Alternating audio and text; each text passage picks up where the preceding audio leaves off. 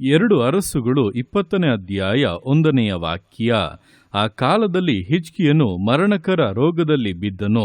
ಆಗ ಆಮೋಚನ ಮಗನು ಪ್ರವಾದಿಯೂ ಆದ ಯೆಶಾಯನು ಅವನ ಬಳಿಗೆ ಬಂದು ಅವನಿಗೆ, ನಿನ್ನ ಮನೆಯ ವಿಷಯವಾಗಿ ವ್ಯವಸ್ಥೆ ಮಾಡು, ಯಾಕೆಂದರೆ ನೀನು ಉಳಿಯುವ ಹಾಗಿಲ್ಲ, ಸಾಯಬೇಕಾಗಿದೆ ಎಂಬುದಾಗಿ ಯೆಹೋವನು ಅನ್ನುತ್ತಾನೆ ಎಂದು ಹೇಳಿದನು.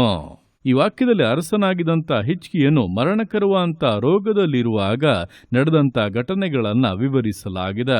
ನೋಡುವಂಥ ಸಮಯದಲ್ಲಿ ಆ ದಿವಸಗಳಲ್ಲಿ ಹಿಜ್ಕೀಯನು ಮರಣಕರವಾದಂಥ ರೋಗಕ್ಕೆ ಬಿದ್ದನು. ಅವನು ಅರಸನಾಗಿದ್ದದರ ನಿಮಿತ್ತವಾಗಿ ಖಂಡಿತವಾಗಿ ಆ ಕಾಲದಲ್ಲಿದ್ದಂಥ ಅನೇಕ ವೈದ್ಯರುಗಳನ್ನು, ಅನೇಕ ಔಷಧಿ ಕೊಡುವಂಥವರನ್ನು ಕರೆಸಿ ಅನೇಕ ವಿಧದ ಚಿಕಿತ್ಸೆಗಳನ್ನು ಅವನು ತೆಗೆದುಕೊಂಡಿರಬಹುದು. ಆದರೂ ಕೂಡ ಅವನ ರೋಗವು ಗುಣವಾಗಲಿಲ್ಲ. ಇನ್ನೂ ಕೂಡ ಮರಣಕ್ಕೆ ಅವನು ಹತ್ತಿರವಾಗುತ್ತಾ ಇದ್ದನು. ಇಂತಹ ಸಮಯದಲ್ಲಿ ಪ್ರವಾದಿಯಾಗಿದ್ದಂಥ ಯೆಶಾಯನು ಅವನನ್ನು ಹುಡುಕಿ ಬರುತ್ತಾ ಇದ್ದಾನೆ. ಯೆಶಾಯನು ಒಬ್ಬ ನಿಜವಾದಂಥ ದೇವರ ಪ್ರವಾದಿಯಾಗಿದ್ದನು. ಆದ್ದರಿಂದ ಅವನು ಬರುವಾಗ ಹಿಜ್ಕೀಯನು ಅಂದುಕೊಂಡಿರಬಹುದು, ದೇವರು ನನ್ನ ವಿಷಯದಲ್ಲಿ ಏನೋ ಒಂದು ಒಳ್ಳೆಯದನ್ನು ನುಡಿಯಲಿದ್ದಾರೆ, ಏನೋ ಒಂದು ಅದ್ಭುತ ಕಾರ್ಯವನ್ನು ಮಾಡಲಿದ್ದಾರೆ ಎಂಬುದಾಗಿ. ಕಾರಣ ಅವನು ಜೀವಿಸುವಾಗ ಕೂಡ ದೇವರಲ್ಲಿ ಭಯಭಕ್ತಿಯುಳ್ಳವನಾಗಿ ದೇವರಿಗೋಸ್ಕರ ಅನೇಕ ಕಾರ್ಯಗಳನ್ನು ಮಾಡಿದ್ದನು.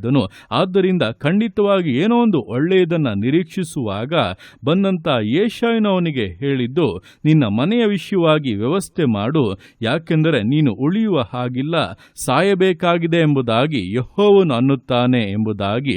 ಇದನ್ನು ಕೇಳಿದಂಥ ಹಿಜ್ಕೀಯನು ಮನ ಮುರಿದವನಾಗಿ ಕಣ್ಣೀರು ಸುರಿಸುತ್ತಾ ಗೋಡೆಯ ಕಡೆಗೆ ತನ್ನ ಮುಖವನ್ನು ತಿರುಗಿಸಿಕೊಂಡು ದೇವರ ಮುಂದೆ ವಿಜ್ಞಾಪನೆ ಮಾಡುವುದಕ್ಕೆ, ಪ್ರಾರ್ಥನೆ ಮಾಡುವುದಕ್ಕೆ ಪ್ರಾರಂಭಿಸಿದನು. ಅಂದರೆ ಅವನಿಗಿದಂಥ ಕೊನೆಯ ಒಂದು ನಿರೀಕ್ಷೆ, ನಾನು ದೇವರಿಗೋಸ್ಕರ ಇಷ್ಟು ಕಾರ್ಯಗಳನ್ನು ಮಾಡಿರುವಾಗ ದೇವರು ನನಗೆ ಏನಾದರೂ ಒಂದು ಅದ್ಭುತವನ್ನು ಮಾಡಬಹುದು, ನನ್ನ ಜೀವಿತದಲ್ಲಿ ತನ್ನ ಕೃಪೆಯನ್ನು ತೋರಬಹುದೆಂಬುದಾಗಿ ನಿರೀಕ್ಷೆಯಲ್ಲಿದ್ದಂಥ ಅವನಿಗೆ ದೇವರು ಕೂಡ ಬಿಟ್ಟರು, ಇನ್ನು ಮರಣವೇ ಎಂಬಂಥ ಒಂದು ಸುದ್ದಿಯು ಮುಟ್ಟುವಾಗ ಬಹಳವಾಗಿ ಕುಗ್ಗಿ ಹೋದವನಾಗಿ ಕಣ್ಣೀರಿನಿಂದ ಅಳುತ್ತಾ ಇದ್ದಾನೆ.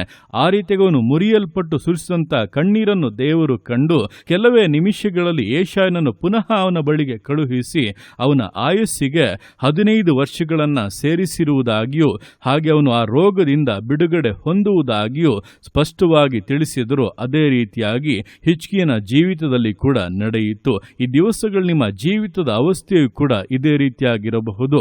ಅನೇಕ ಪ್ರಯಾಸಗಳನ್ನು ಪಟ್ಟರು, ಅನೇಕ ಕಾರ್ಯಗಳನ್ನು ಮಾಡಿದರೂ ಕೆಲವೊಂದು ವಿಷಯದಲ್ಲಿ ಪೂರ್ಣವಾದಂಥ ಬಿಡುಗಡೆ ಇಲ್ಲ. ಜೀವಿತವು ಇನ್ನೂ ಕೂಡ ಕೆಳಗಿನ ಹಂತಕ್ಕೆ ಹೋಗುತ್ತಾ ಇದೆ. ಶಾರೀರಿಕವಾಗಿಯೋ ಇಲ್ಲ ಆರ್ಥಿಕವಾಗಿಯೋ ಕುಂದಿ ಹೋಗುತ್ತಲೇ ಇದ್ದೀರಾ.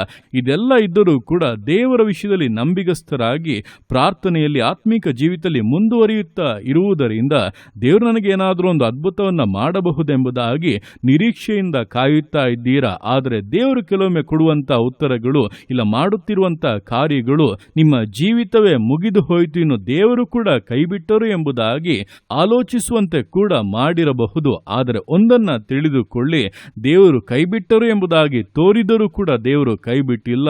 ನಿಮ್ಮ ಜೀವಿತವನ್ನು ಗಮನಿಸುತ್ತಲೇ ಇದ್ದಾರೆ. ಕೆಲವೊಮ್ಮೆ ನಮ್ಮ ಹೃದಯವು ಮುರಿಯಲ್ಪಟ್ಟು ನಾವು ಪ್ರಾರ್ಥಿಸುವಾಗಲೇ ದೇವರು ಆ ಪ್ರಾರ್ಥನೆಗೆ ಉತ್ತರವನ್ನು ಕೊಡುವಂಥದ್ದು. ಆದ್ದರಿಂದ ನಮ್ಮ ಹೃದಯ ಮುರಿಯಲ್ಪಡುವುದಕ್ಕೆ ಕೆಲವೊಂದು ವಿಷಯಗಳನ್ನು ಆತನು ಅನುಮತಿಸುತ್ತಾನೆ. ಆ ಹೃದಯ ಮುರಿಯಲ್ಪಟ್ಟು ನಾವು ಬೇಡುವಂಥ ಯಾವುದೇ ಕಾರ್ಯವಾಗಿದ್ದರೂ ಖಂಡಿತ ಉತ್ತರವನ್ನು ಕೊಡುತ್ತಾರೆ. ಆದ್ದರಿಂದ ದೇವರು ಕೈಬಿಟ್ಟರು ಎಂಬುದಾಗಿ ನಿಮ್ಮ ಹೃದಯವು ಮುರಿದು ಹೋಗುವಾಗ ಪ್ರಾರ್ಥನೆಯನ್ನು ಬಿಟ್ಟು ಬಿಡದೆ ದೇವರ ಮುಂದೆ ಕಣ್ಣೀರಿನಿಂದ ಪ್ರಾರ್ಥನೆ ಮಾಡೋದಕ್ಕೆ ಪ್ರಾರಂಭಿಸಿ, ದೇವರೇ ನಿನ್ನನ್ನು ಬಿಟ್ಟು ನನಗೆ ಬೇರೆ ಯಾರೂ ಕೂಡ ಇಲ್ಲ, ನೀನೊಬ್ಬನೇ ನನ್ನ ನಿರೀಕ್ಷೆ ಎಂಬುದಾಗಿ ಆತನ ಪಾದಗಳನ್ನು ಹಿಡಿದು ಬೇಡಬೇಕಂತ ವಿಷಯದಲ್ಲಿ ನಿರೀಕ್ಷೆಯಿಂದಲೂ ದೃಢತೆಯಿಂದಲೂ ಬೇಡಿಕೊಳ್ಳಿ. ದೇವರು ಖಂಡಿತವಾಗಿ ಉತ್ತರವನ್ನು ಕೊಡುತ್ತಾರೆ. ನಿಮ್ಮ ಜೀವಿತದ ಅಂತ್ಯ ಎಂಬುದಾಗಿ ಅಂದುಕೊಂಡಂಥ ಕಾರ್ಯಗಳಲ್ಲಿ ಹೊಸ ಆರಂಭವನ್ನು ಕೊಟ್ಟು, ಆಶೀರ್ವಾದಗಳನ್ನು ಕೊಟ್ಟು, ಬಿಡುಗಡೆಗಳನ್ನು ಕೊಟ್ಟು ವಿಶೇಷ ರೀತಿಯಲ್ಲಿ ನಿಮ್ಮನ್ನು ಘನಪಡಿಸಿ ಆಶೀರ್ವದಿಸುತ್ತಾರೆ. ಆ ರೀತಿಯಾಗಿ ನಮ್ಮ ಮುರಿದಂಥ ಹೃದಯವನ್ನು ನೋಡಿ ನಮ್ಮ ಕಣ್ಣೀರಿಗೆ ಉತ್ತರ ಕೊಡುವಂಥ ದೇವರ ಕರಗಳಲ್ಲಿ ಪೂರ್ಣವಾಗಿ ಸಮರ್ಪಿಸಿ ವಿಧೇಯತೆಯಿಂದ, ದೃಢತೆಯಿಂದ, ನಂಬಿಗಸ್ತತೆಯಿಂದ ವಿಶ್ವಾಸ ಜೀವಿತಗಳನ್ನು ಮುನ್ನಡೆಸೋಣ. ದೇವರ ಕರಗಳಲ್ಲಿ ಸಮರ್ಪಿಸಿ ಪ್ರಾರ್ಥಿಸೋಣ. ಯೇಸುವೆ ಸ್ತೋತ್ರ ರಾಜ, ಕೊಟ್ಟಂತ ಈ ದಿವಸಕ್ಕೋಸ್ಕರ ಸ್ತೋತ್ರ ಕರ್ತನೆ. ಈ ದಿವಸ ನಿನ್ನ ಕರಗಳಲ್ಲಿ ಸಮರ್ಪಿಸ್ತಾನೆ.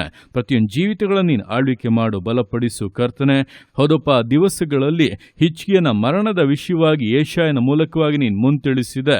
ಆದರೆ ಅಪ್ಪ, ಹಿಜ್ಕೀಯನು ಮನ ಮುರಿದವನಾಗಿ ಕಣ್ಣೀರಿನಿಂದ ಪ್ರಾರ್ಥಿಸಿದ್ದನ್ನ ನೋಡಿದಾಗ ನೀನು ಮನಮರುಗಿ ಅಪ್ಪ ಅವನ ಜೀವಿತದಲ್ಲಿ ಆರೋಗ್ಯವನ್ನು ಕೊಟ್ಟದ್ದು ಮಾತ್ರವಲ್ಲ, ಅವನಿಗೆ 15 ವರ್ಷಗಳ ಆಯಸ್ಸನ್ನು ಸೇರಿಸಿ ಕೊಟ್ಟ ಹಾಗೆ ಈ ದಿವಸಗಳಲ್ಲಿ ಕರ್ತನೆ ನೀನು ಕೂಡ ಕೈಬಿಟ್ಟೆ ಎಂಬುದಾಗಿ ಆಲೋಚಿಸುತ್ತಾ ಮನ ಮುರಿದವರಾಗಿ ಅಪ್ಪ ಕಣ್ಣೀರಿನಿಂದ ಪ್ರಾರ್ಥಿಸ್ತಾ ಇರುವಂತೆ ನಿನ್ನ ಮಕ್ಕಳನ್ನು ನೋಡು ಕರ್ತನೆ. ಅವರ ಕಣ್ಣೀರಿಗೆ ಉತ್ತರವನ್ನು ಕೊಡುವಂತೆ ಅದ್ಭುತಗಳನ್ನು ಮಾಡಪ್ಪ. ಯಾವ ಇಕ್ಕಟ್ಟಿನಲ್ಲಿ, ಯಾವ ಅಸಾಧ್ಯತೆಯಲ್ಲಿ ಸಿಲುಕಿದ್ದಾರೋ, ಜೀವಿತವೇ ಮುಗಿದು ಹೋಯ್ತೆಂಬಂತ ಆಲೋಚನೆಗಳನ್ನು ಮಾಡುತ್ತಾ ಇದ್ದಾರೋ, ಆ ವಿಷಯದಲ್ಲಿ ನೀನು ಅದ್ಭುತಗಳನ್ನು ಮಾಡಪ್ಪ. ನಿನ್ನ ಪರಾಕ್ರಮವನ್ನು ತೋರಿಸು. ನೀನು ಜೀವಿಸುವಂತ ದೇವರೆಂಬುದನ್ನು ನಿನ್ನ ಮಕ್ಕಳು ಅಪ್ಪ ಅರಿತುಕೊಳ್ಳುವಂತೆ, ಅದರಲ್ಲಿ ಸಂತೋಷ ಪಡುವಂತೆ ನಿನ್ನ ಮಹತ್ ಕಾರ್ಯಗಳು ನಡೆಯಲಿ. ಯೇಸುವಿನ ನಾಮದಲ್ಲಿ ಆರೋಗ್ಯ ಉಂಟಾಗಲಿ, ಅನಾರೋಗ್ಯವು ನೀಗಿ ಆಯುಷ್ಕಾಲವಪ್ಪ ವೃದ್ಧಿಯಾಗಲಿ. ದೀರ್ಘಾಯುಸ್ಸನ್ನು ಕೊಟ್ಟು ತೃಪ್ತಿಪಡಿಸು ಕರ್ತನೆ. ಆಶೀರ್ವಾದಗಳು ಉಂಟಾಗಲಿ, ನಷ್ಟಗಳೆಲ್ಲ ಲಾಭವಾಗಿ ಬದಲಾಗಲಿ, ತಡೆಗಳು ನೀಗಿ ಆಶೀರ್ವಾದಗಳು, ಮೇಲುಗಳು ಜೀವಿತಗಳಿಗೆ ಅನುಗ್ರಹಿಸಲ್ಪಡಲಿ. ತಂದೆಯ ಪ್ರತಿಯೊಬ್ಬರ ಕೊರತೆಗಳನ್ನು ನೀಗಿಸಿ, ಗರ್ಭಫಲವನ್ನು ಅನುಗ್ರಹಿಸಿ, ಸಕಲ ಮೇಲುಗಳನ್ನು, ಆಶೀರ್ವಾದಗಳನ್ನು ಜೀವಿತಕ್ಕೆ, ಕುಟುಂಬಕ್ಕೆ ಅನುಗ್ರಹಿಸಬೇಕಾಗಿ ಪ್ರಾರ್ಥಿಸ್ತಾ ಇದ್ದಾನೆ. ನೀನು ಆರ್ತಿಯಾಗಿ ಮಾಡುವಂತ ಪ್ರೀತಿಗೋಸ್ಕರ, ಕೃಪೆಗೋಸ್ಕರ ಅಪ್ಪ ನಿನಗೆ ಸ್ತೋತ್ರಗಳು. ಪ್ರತಿಯೊಂದು ಜೀವಿತಗಳನ್ನು ಅಪ್ಪ ನಿನ್ನ ಕರಗಳಲ್ಲಿ ಸಮರ್ಪಿಸ್ತಾ ಇದ್ದಾನೆ. ಆಶೀರ್ವದಿಸು, ಮಾನಿಸು, ಘನಪಡಿಸು. ಎಲ್ಲ ನಿನ್ನ ಕರಗಳಲ್ಲಿ ಸಮರ್ಪಿಸಿ ಎಲ್ಲ ಸ್ತುತಿಗೆ ಮಾನ್ಮಣಿನೊಬ್ಬನಿಗೆ ಸಲ್ಲಿಸಿ ಯೇಸುವಿನ ನಾಮದಲ್ಲಿ ಬೇಡ್ತೇನೆ ನಮ್ಮ ತಂದೆಯೇ. ಆಮೇನ್, ಆಮೇನ್.